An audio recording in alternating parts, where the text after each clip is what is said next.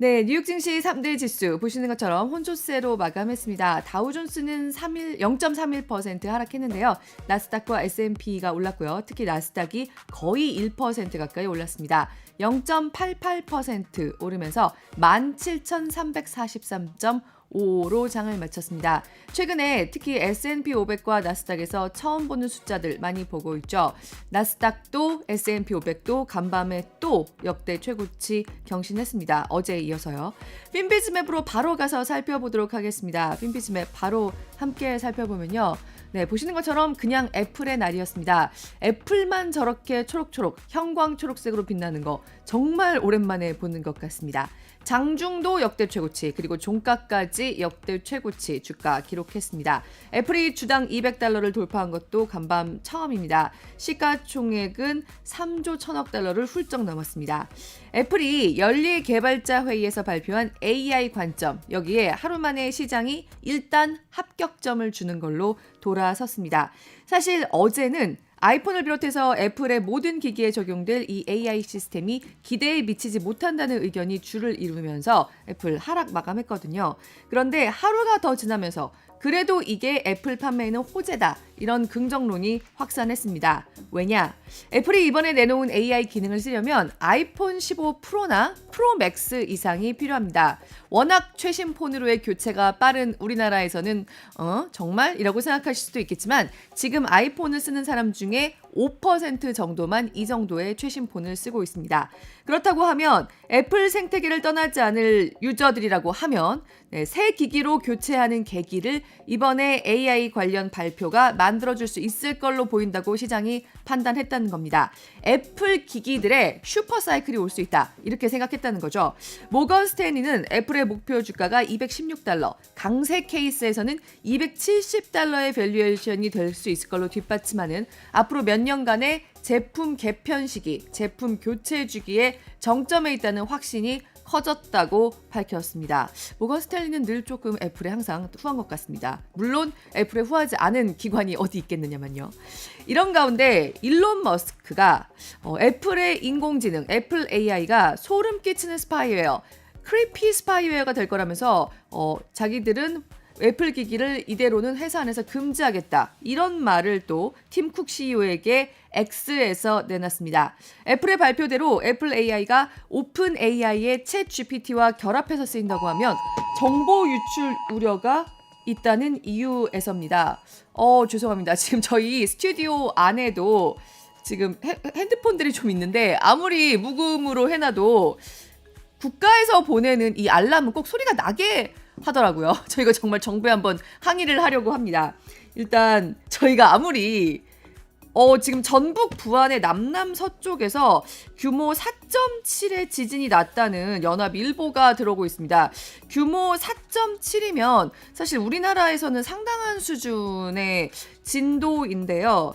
네, 관련해서 이제 소식들이 계속 전해질 텐데 일단 저희 권혜리의 모닝 라이브에서는 국제 경제에 초점을 맞춰서 계속 얘기해 보도록 하겠습니다. 지진 소식은 계속 저희 전반적인 다른 뉴스들에서 좀 더 상세하게 다뤄드리도록 하겠습니다. 저희 일론 머스크로 돌아가 볼까요? 네. 일단 애플 발표대로 애플 AI가 오픈 AI의 챗 GPT랑 결합하면 정보 유출 우려가 있다는 이유로 일론 머스크는 이런 X의 게시물을 남겼는데요. 사실 일론 머스크는 오픈 AI의 공동 창업자이기도 하고 샘 올트먼과 소송전을 벌이면서 갈등을 빚어왔죠. 챗 GPT와 애플이 손을 잡는데 큰 반감을 보이는 그런 분위기가 좀 더 엿보였다고 얘기가 되는 게시물입니다. 그런데 과연 머스크의 주장대로 정보 유출 우려가 있을까? 일단 머스크는 애플이 당신의 데이터를 오픈 AI에 넘겨주면 실제로 무슨 일이 일어나는지 전혀 알 수 없다고 주장했는데요. 전반적으로 시장에서는 보안 문제가 있다고 속단하기는 어렵다는 분위기입니다. 이게 그러니까 오픈 AI가 정말로 정보를 가지고 뭘 하는지 진짜 알지는 않은 사람은 없습니다. 그렇기 때문에 머스크의 주장이 완전히 틀렸다고 하기도 어려운데 하지만 속단하기는 어렵다. 뭐 이 정도의 분위기라고 할 수 있겠습니다.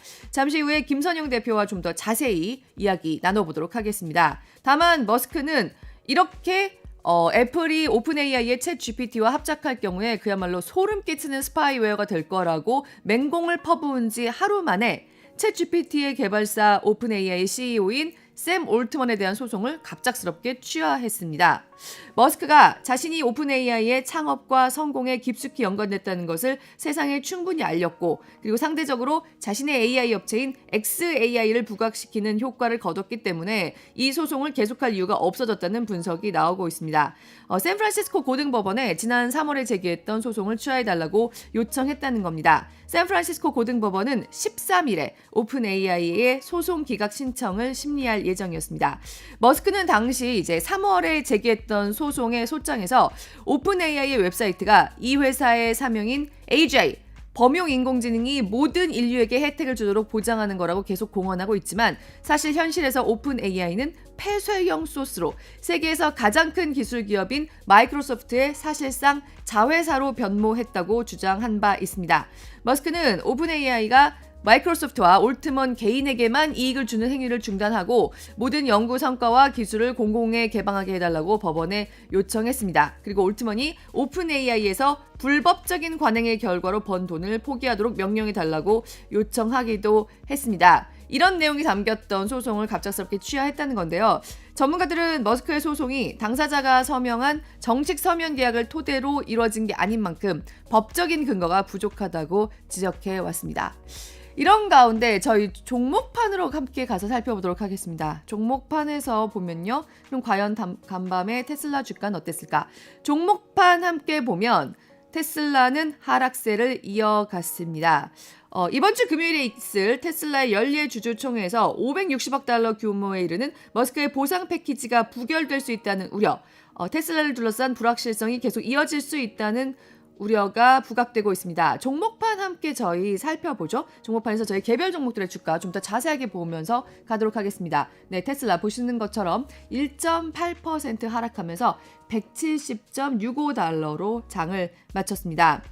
네, 이 일론 머스크의 보상 패키지 관련한 표결의 불확실성도 지금 주가에 영향을 계속 미치고 있지만요. 사실 간밤에는 테슬라가 공언한 자율주행차 로봇택시가 수익을 내는데 상당 기간이 걸릴 거라는 보고서가 나온 것도 큰 타격이 됐습니다. JP모건이 테슬라의 자율주행차인 로봇택시가 수익을 내는 데는 몇 년이 걸릴 거라는 보고서를 낸 겁니다. 머스크는 오는 8월까지 로봇택시를 선보이겠다고 하면서 앞으로 로봇택시가 테슬라의 주요 수익 모델이 될 거라고 장담한 바 있습니다.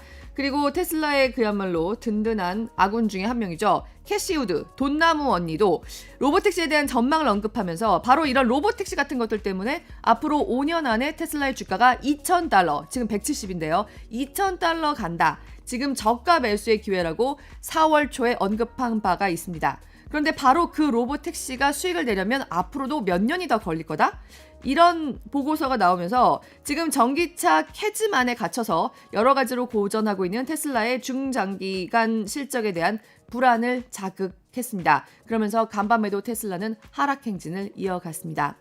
이런 가운데 세계은행이 올해 경제성장 전망을 발표했습니다. 2.6% 성장할 걸로 봤습니다. 지난 1월보다 0.2%포인트 올랐습니다.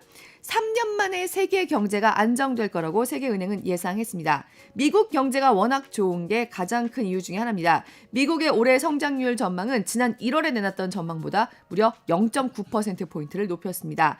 그러면서 올해도 지난해만큼 2.5% 성장할 거다. 사실 지난해 미국이 성장을 너무 잘했기 때문에 그 기저효과가 있어서 올해는 미국이 그만큼 성장을 못할 거다. 이런 관측이 컸는데요. 올해도 지난해 쑥 큰 만큼 또 클 거라는 겁니다. 미국이라는 경제의 덩치를 생각하면 정말 엄청난 호경기를 생각하고 있다고 볼 수도 있습니다. 여기서 금리 함께 살펴보도록 하겠습니다. 금리 함께 살펴보면요. 사실 최근에는 이렇게 미국의 경제 성장률 속도가 떨어지지 않을 거란 얘기는 금리 인하가 빠르게 시작되지 않을 거라는 예상과 겹치면서 금리가 오르는 쪽으로 작용해 왔는데요. 간밤에 금리는 쑥 내렸습니다. 큰 폭으로 떨어졌습니다. 미 국채 10년물 금리는 6.7bp나 하락하면서 4.4%로 내려와 있고요. 미 국채 2년물 금리도 5.1bp나 떨어지면서 4.83%에서 거래됐습니다. 왜 이렇게 내렸느냐? 사실 FOMC에 대한 경계감이 살아있고요. 내일 내놓을 점도표에 올해 인하를 한 번 정도 할 거다. 연말까지 금리 안 내릴 거다. 이렇게 점이 찍힐 거라는 관측도 상당히 큰 상태거든요. 그런데 우리 시간으로 오늘 새벽에 미 국채 10년물 경매가 있었습니다. 이게 너무 흥행을 했습니다. 발행 당시의 시장 금리보다 2bp나 낮게 발행됐습니다. 응찰률도 2022년에 연준이 긴축을 시작하기 직전 이후로 가장 높았습니다. 왜일까? 여기에 대해서는 최근에 유럽에서의 정치 리스크가 커진 영향이 컸다는 분석이 나오고 있습니다. 저희 어제 박상현 하이투자증권 전문위원과 좀 상세하게 짚어봤었죠. 유럽에서 극우 세력들이 갑자기 좀 포진하기 시작하면서 유럽에서의 정치 리스크가 커지고 이게 미 국채로 좀 안전하다고 느껴지는 미 국채로 다시 돈이 돌아오는 모습을 보였다는 겁니다. 오늘 밤에 나올 미국의 소비자 물가지수, 미국 CPI가 순조롭게 인플레가 둔화 중인 걸로 나올 걸로 예상돼서 이렇게 몰렸다기보다는 세계 정치 경제의 불확실성이 좀 더 커지고 있다는 우려 때문에 미 국채로 몰리는 분위기가 컸다. 일단 이렇게 분석이 되고 있는데요. 어쨌든 그래서 미국의 국채 금리는 상당히 큰 폭으로 간밤에 내리는 모습이 나타난 걸 지금 보고 계십니다. 여기서 우리 유가 함께 살펴보도록 하겠습니다. 유가 함께 살펴보면요. 네, 유가는 계속해서 상승하고 있습니다. 하지만 상승폭은 많이 줄었습니다. 브렌트유는 다시 81달러 넘어가서 움직이고 있는데요. 0.4% 간밤에는 상승하면서 배럴당 81.92달러로 장을 마쳤습니다. 서부 텍사스산 중진유는 0.2% 오르는데 그치면서 77.90달러로 장을 마쳤습니다. 오펙이 월간 보고서에서 올해 원유 수요 증가폭과 내년 전망치를 변경하지 않으면서 이렇게 좀 소폭 상승에 그친 걸로 보입니다. 이런 가운데 아미, 퀄컴의 스마트폰과 PC용 프로세서 개발 기술을 제공하면서 라이선스 수익을 거두는 파트너십을 맺고 있는데 소송전을 벌이고 있습니다. 2022년에 퀄컴이 반도체 기업 누비아를 인수한 후에 관련 기술로 자체 프로세서 상용화에 나선 점을 암이 문제 삼아서 소송을 제기했죠. 암의 승인 없이는 이 라이선스를 이용할 수가 없다는 겁니다. 암이 퀄컴하고 기술 라이센스 법적 분쟁을 벌이면서 이게 AI PC 시대의 진입을 방해할 수 있다는 전망이 나오고 있는데요. 마이크로소프트와 협력사들이 AI PC 사업에 좀 차질을 빚는다고 하면 애플의 영향력이 조금 더 커질 수도 있겠죠. 그리고 엔비디아를 비롯한 경쟁사들의 시장 진입 기회를 열어줄 수 있다는 분석도 나오고 있습니다. 이런 가운데 이번에는 바이든 대통령의 아들이 유죄 판결을 받았습니다. 바이든 대통령의 아픈 손가락이라고 하죠. 차남 헌터가 지난 2018년에 마약을 사용한 것과 중독 사실을 숨기고 권총을 구매하고 또 소지한 혐의로 지난해 특검에 의해서 기소됐는데요. 세 가지의 중범죄, 펠로니 혐의에 대해서 모두 유죄 판결이 내려졌습니다. 현직 미국 대통령의 자녀가 형사 기소되고 유죄 판결까지 받은 것은 이번이 처음입니다. 바이든은 결과를 수용하고 사법 절차를 존중한다고 밝혔습니다. 얼마 전에 트럼프 전 대통령이 성추문 입막음 돈 의혹으로 34개 혐의에 대해서 모두 유죄 판결을 받았습니다. 그것도 전직 대통령으로서는 처음이었습니다. 바이든은 상대적으로 사법적인 문제에서 좀 깨끗하다는 그런 이미지를 가져갈 수가 있었는데 사실 현직 대통령 자녀가 형사 기소되고 유죄 판결을 받은 것도 처음이 되면서 그런 부분에 있어서의 차별점이 조금 흐려졌다는 분석도 나옵니다. 지금 11월 미국 대선을 앞두고 세계 각국 주민 중에서 40%가량은 바이든 현 대통령이 연임하기를 바라고 있다는 국제 여론조사 결과도 있습니다. 바이든 지지가, 미국인들 말고요. 세계적으로 봤을 때 바이든 지지가 45%, 트럼프가 28% 정도입니다. 트럼프 집권 당시에 경제와 안보 같은 전방위 분야에서 압박을 받은 일본과 또 유럽 국가들은 트럼프 2기가 현실화될 경우에 자기들이 지게 될 리스크가 훨씬 크다고 경계하고 있는 걸로 보입니다. 사실 우리나라 입장에서도 그런 부분이 상당히 있는데 최근에 트럼프 전 대통령이 그야말로 유죄 판결을 받으면서 죄가 있는 사람으로 사실상 사법 판단이 나오면서 바이든 대통령과의 지지율이 상당히 붙고 경합주에서 바이든 대통령이 좀 더 이기는 모습까지 최근에 나타나왔습니다. 그런데 이번에 헌터가 현직 대통령 자녀로서 처음으로 유죄 판결을 받은 이 상황이 앞으로의 미국 대선 가도에 어떤 영향을 미칠지 이것도 귀추가 주목됩니다. 이제 그야말로 미국 대선이 5달밖에 남지 않았고요. 이 국제 경제 상황은 미국 대선을 둘러싼 분위기에 따라서 상당히 계속해서 좀 갈리는 모습들이 나올 수 있기 때문에 저희 앞으로는 관련 소식도 지금까지보다 좀 더 자세하게 전해드리도록 하겠습니다.